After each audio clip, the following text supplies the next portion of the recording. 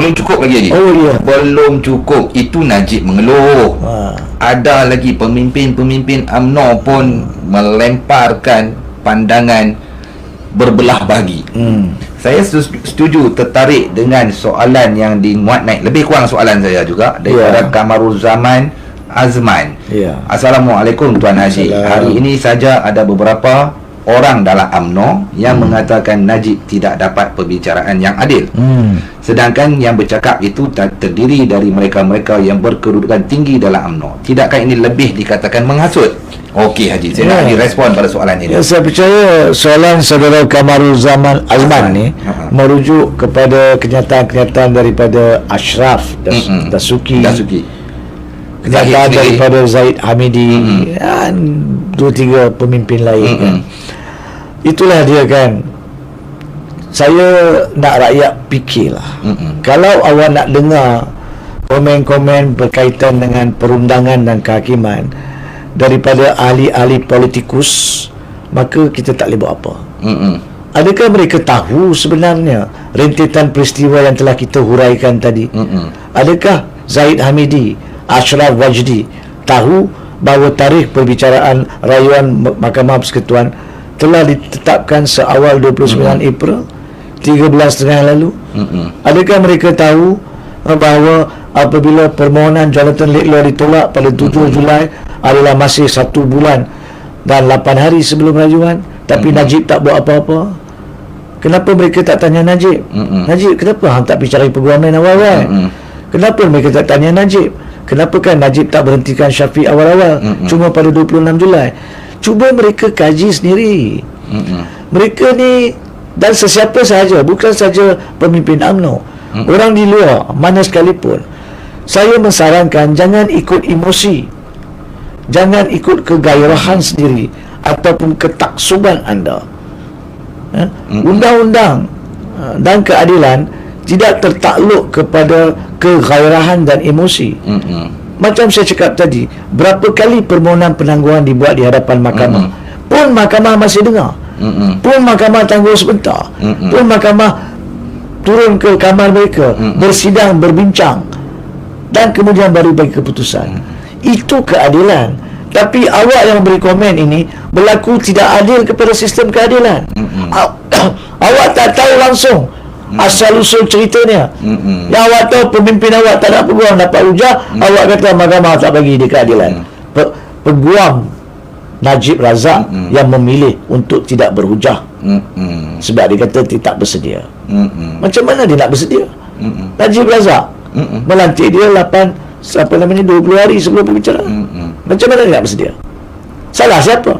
Salah Najib Razak. So, kenyataan-kenyataan seperti itu sebenar-benarnya adalah kenyataan yang berbaur menghasut. Ia juga bersempadankan kepada menghina mahkamah. Tapi sama ada tindakan perlu diambil atau tidak, saya percaya sebagai seorang pengamal undang-undang, yang lebih penting sekarang ni adalah penyelesaian kes Najib Razak, iaitu sama ada Najib Razak bebas dengan meyakinkan mahkamah di rayuan habis nanti, ataupun Najib Razak gagal dalam rayuan dan terpaksa masuk menjalani hukuman di penjara. Itu lebih penting daripada isu-isu sampingan. Isu-isu sampingan ni boleh tunggu, sebab rakyat sudah menunggu 4 tahun 1 bulan dan berapa hari dah? 14 lagi.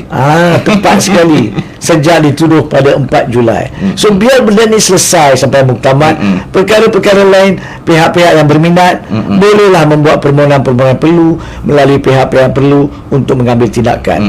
Tapi sebagai penyudah soalan ini, saya setuju apa yang dinyatakan oleh saudara Kamaruzzaman tadi, kenyataan-kenyataan yang berbau hasutan dan yang berbau menghina mahkamah ni bukan saja berleluasa sekarang ini, tapi adalah satu perkara yang biasanya akan keluar daripada ahli-ahli politikus yang tidak memahami dan tidak mahu faham sistem keadilan, dan yang lebih penting mereka yang bacul. Mereka yang bacul. Kalau hendak, minta mereka datang, tetapkan masa untuk berdebat dengan mana-mana pengamal undang-undang. Adakah ketidakzaliman atau kezaliman dilakukan dalam kes ini? Jom debat. Itu saya suka ayat tu. Saya tak berhasrat dan tak minat orang yang tak faham macam mana nak masak nasi. Dia nak kata nasi itu sudah menjadi bubur. Tolonglah belajar masak nasi dulu. Awak tak ada hak nak cakap pasal nasi selagi awak tak belajar, tak tahu selok-belok, tak tahu prinsip-prinsip. Dan awak jangan ingat sebagai ahli politik awak boleh mengatasi undang-undang. Sebab pada setiap masa undang-undang mengatasi ahli politik. Itu adalah apa yang rakyat akan dididik dan perlu dididik supaya orang-orang politik duduk diam-diam di kerusi empuk mereka yang patut sudah tidak empuk lagi. Okey Haji, saya nak Haji kita dah pergi balik dah baca soalan kan, sebelum kita pergi ke soalan yang saya dah sediakan. Baik. Apa nama, mana ada tadi, ini saya nak ambil walaupun dia agak lari sikit, dia lebih ke depan bukan lari. Daripada Amri Ismail kata, Tuan Hanif, jika Datuk Seri Najib Dapati bersalah dan dimasukkan ke dalam penjara, berapa hari tahun untuk membuat permohonan pengampunan diraja? Sebelum kita jawab soalan saudara Amri Ismail ni nanti, saya rasa kita perlu sudahkan selepas daripada ini akan isu apa yang telah berlaku sepenuhnya pada hari ini, okay, dan apa yang akan berlaku esok dan sebagainya. So apa yang berlaku selepas mahkamah telah menolak permohonan Hisham T. Potik untuk menarik diri sebagai peguam cara, sebagai peguam bela Najib untuk rayuan, mahkamah telah kemudiannya meminta Hisham T. Potik untuk meneruskan dengan rayuan. So selari dengan pegangan Hisham T. Potik bahawa beliau tak bersedia, dia berdiri dan memaklumkan dia tidak boleh buat hujahan. So mahkamah tanya dia, so kalau awak tak buat hujahan lisan, adakah awak berpandukan kepada hujahan bertulis di mahkamah rayuan? Dia kata ya. Ini perkara ni penting. Maksud dia, nampak tak mahkamah masih menerima pakai hujahan-hujahan dan rekod-rekod yang sudah ada, tak akan menilainya nanti sebelum membuat keputusan. Mahkamah bukan akan menutup minda, tak dengar langsung Najib dan terus buat keputusan. Tidak. Itu pun Najib kena faham, itu pun Zaid Amidi dan Ashraf Wajdi dan lain-lain kena faham. Sebab itu mahkamah tanya T. Potik, awak akan bergantung harap kepada hujahan bertulis? Dia kata ya. So bila dia kata ya, maka apa yang berlaku lepas itu adalah pada jam lebih kurang 12.30 ke atas, mahkamah telah memanggil, sebab Hisham T. Potik tak nak berhujah lisan, dia telah memanggil V.C. Tambaram untuk membalas pendakwa raya. So pendakwa raya pun ada hujahan bertulis dia, tapi dia menambah secara lisan. So pada hari ini V.C. Tambaram telah melalui hujahan balas lisan dia setakat mana yang dia boleh, dan akan sambung balik esok. Tetapi yang menariknya, pada tengah hari semalam, pagi tadi selepas makan tengah hari, sebelum V.C. Tambaram sambung dengan hujah dia, Hisham T. Potik telah berdiri jam lebih kurang 2.39 petang menurut laporan Malaysia Kini. Dan dia mengatakan, Ya Arif, pagi tadi apabila Ya Arif tanya adakah kami bergantung harap kepada hujahan di mahkamah rayuan, saya telah menjawab ya. Sekarang saya nak maklumkan bahawa saya akan memfailkan hujahan bertulis lanjut. Nampak tak? Peguam dia sekarang dah bagi tahu dia akan failkan hujahan bertulis lanjut. Memang boleh, sebab selepas V.C. Tambaram dah buat balasan dia dari segi konsep pendengaran rayuan. Kalau rayuan tu rayuan saya cakap dulu, lepas itu Fadli jawab. Habis Fadli jawab, macam V.C. Tambaram jawab, saya ada hak untuk balas apa yang awak panggil. So tadi pagi mahkamah tanya dia start, dia kata saya tak mau hujah lisan. Mahkamah tanya, jadi ikut hujahan bertulis? Dia kata ya. So dia dah ada tu. Nanti mahkamah baca lah. Mahkamah dah baca pun, dia kan baca balik. So okey, Siti Tambaram, awak pula balas. So Siti Tambaram balas, belum habis, esok sambung. Tapi petang tadi Hisham T. Potik dah maklumkan dia akan failkan hujahan bertulis. So pertama sekali pada hari esok, dan sekiranya selesai Sidang Baram dengan hujahan balas esok, maka mahkamah akan memutuskan kenyataan Hisham T. Potik yang dia minta lafaz hujahan bertulis. Adakah mahkamah akan bagi ataupun mahkamah tidak akan bagi, itu akan diputuskan esok. Saya percaya dari sudut perundangan dan kehakimannya tidak ada masalah untuk mahkamah mengatakan ya nak file sebagai hujahan balasan, tetapi besar kemungkinan akan diletakkan syarat. Dia letakkan syarat. Kenapa? Sebab rayuan ni sampai 26. Katalah esok sidang malam habis. Dan Hisham Tiputik memperingati mahkamah bahawa saya telah maklumkan semalam saya nak filekan hujahan balas bertulis.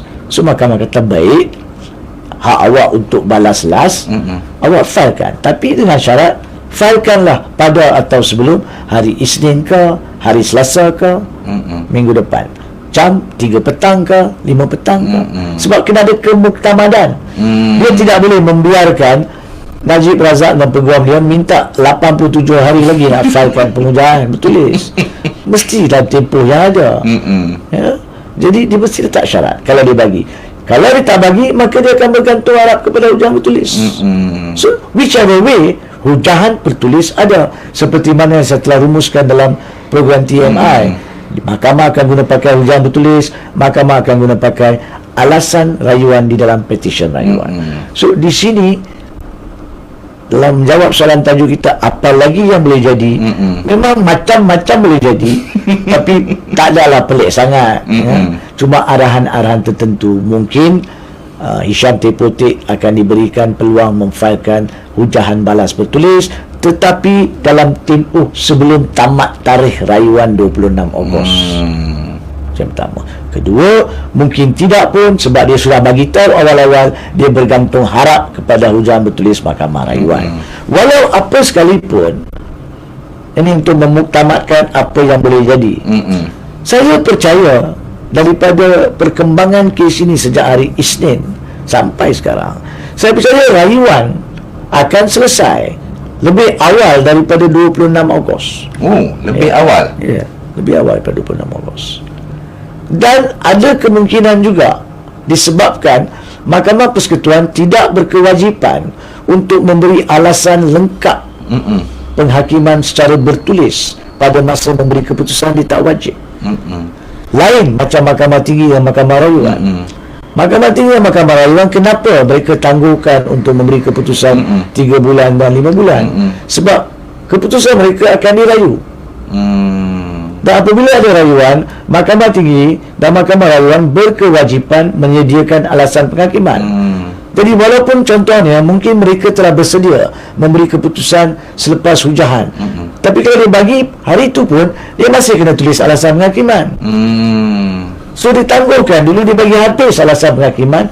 Macam Nazlan 809 muka surat. Takkan nak bagi keputusan lepas itu nak tunggu 809 hari, satu hari satu muka surat. Kan? So ditangguhkan keputusan. Macam Mahkamah Rayuan, habis rayuan, bicara rayuan 15 hari, ditangguhkan sampai 8 Disember. Dalam 5 bulan lebih itu, dia siapkan alasan penghakiman. Dia boleh bagi keputusan pada bulan Jun, tak payah tangguh sampai 8 Disember pun. Tapi kalau dia buat macam tu, dia masih terbeban. Keputusan dah bagi, alasan dia kena buat kerja lagi. Kan?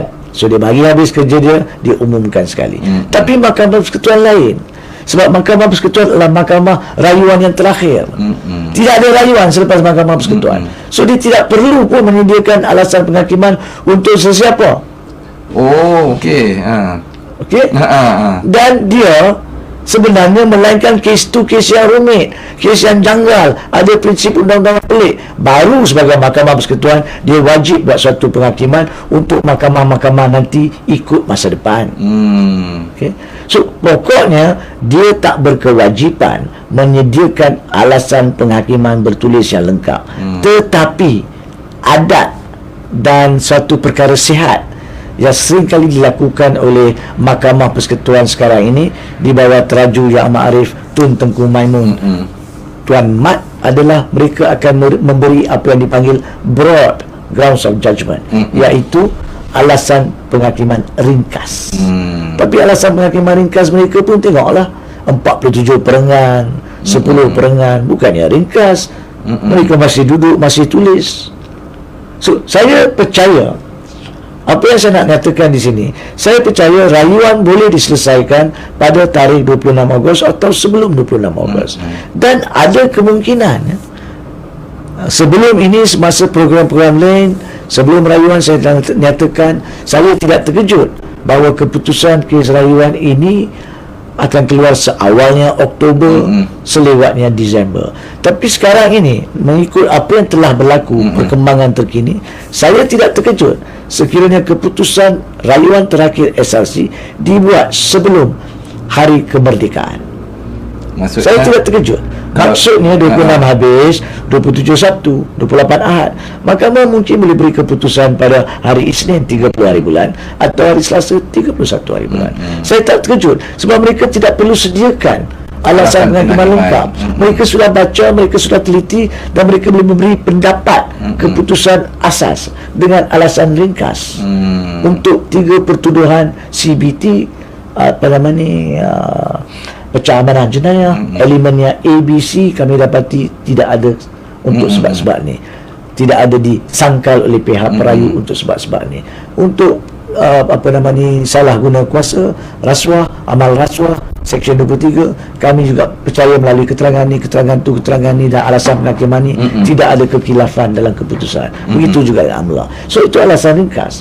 Kalau dia dapati rayuan ditolak, kalau dapati rayuan dibenarkan, maka mereka boleh mengatakan bahawa menurut 3 pertuduhan CBT, kami dapati Najib Razak berjaya tampilkan suatu isu sebab Najib tidak perlu buktikan dia tidak bersalah. Itu kena faham. Najib seperti mana di Mahkamah Tinggi, Mahkamah Rayuan dan kini di Mahkamah Persekutuan tidak perlu buktikan dia bersalah. Dia cuma perlu tampilkan satu keraguan kepada mana-mana elemen dalam ketujuh pertuduhan. Dia tidak mempunyai beban seperti mana Sidambaram dan pasukan pendakwa raya perlu membuktikan Najib bersalah. Najib tidak perlu buktikan dia tidak bersalah. Dia perlu tunjukkan bahawa bukti mereka tidak cukup untuk mendapati dia bersalah. Itu saja kerja. Itu saja kerja. Mudah saja dia. Sepatutnya bunyi dia mudah, tapi tertakluk kepada keterangan yang ada. So biarlah dia usaha dengan tempoh masa yang ada melalui hujah bertulis dan apa saja yang mungkin dibenarkan difailkan oleh Hisham Tempoh, biar difailkan. Kalau dia berjaya menampilkan keraguan, maka keputusan itu pun saya tak heran, saya tak terkejut kalau boleh diberi sebelum hari merdeka. Sebab apa? Alasan penghakiman lengkap boleh diberi kemudian. Nampak tak? So menyudahkan setakat pada hari ini, apa lagi boleh jadi kita dah bincang. Dan bagi saya yang paling penting adalah daripada perkembangan 3-4 hari ini, saya tidak akan terkejut sekarang ini. Keputusan one way or another, sama dia menyebelahi Najib ataupun tidak menyebelahi Najib, boleh keluar, boleh diputuskan sebelum hari merdeka ini. Okey, sebelum merdeka aja boleh. Kalau tak, itu serah pihak mahkamah lah. Tapi saya tidak akan terkejut. Itu saja. Puas kita mendengar. Tapi yang saya syok tu bila Haji sebut tu mudah ya kerja Najib. Beban kerja teruk tu pada pendakwa raya. Tepat. Untuk buktikan Najib ni hanya perlu menimbulkan keraguan. Satu. Begitu mudah macam mana dia menyamun berpuluh. Saya bagi contoh lah. Saya bagi contoh untuk orang mula lah faham. Apa nama ni, kes bunuh. Kes bunuh, mayat ada. Encik A mati. Last orang yang jumpa adalah Hanif Katri. Kan? Lepas itu ada kesan tikaman. Lepas itu kesan darah pada pisau adalah kesan darah mangsa. Ada pula cap jari pada pisau, sebagainya, pak pupak dan sebagainya. Ya. Tetapi ditampilkan satu keraguan, iaitu pada hari kejadian pasport saya menunjukkan saya berada di Madagaskar. Saya tak berada di mana-mana tempat kematian itu berlaku, contohnya di Pulau Pinang. Bukti melalui pasport. Jadi macam mana adanya cap jari saya? Saya tak perlu buktikan. Macam mana boleh ada darah di dekat pisau? Itu bukan masalah saya. Itu kerja beban pada Okey. Memang para pendakwa raya akan mungkin menghujahkan ada cap jari ada di situ. Ya, tapi macam mana boleh ada cap jari pada hari itu? Mungkin cap jari hari lain ada kat situ sebab hari itu saya di Madagaskar. Tak ada pasport. Ini pasport Malaysia ni. Cap Malaysia ni. Kata saya pergi tanyalah Menteri Dalam Negeri Hamzah Zainuddin, so dia check immigration. Itu maksudnya timbulkan keraguan. Nampak tak? Saya harap orang faham.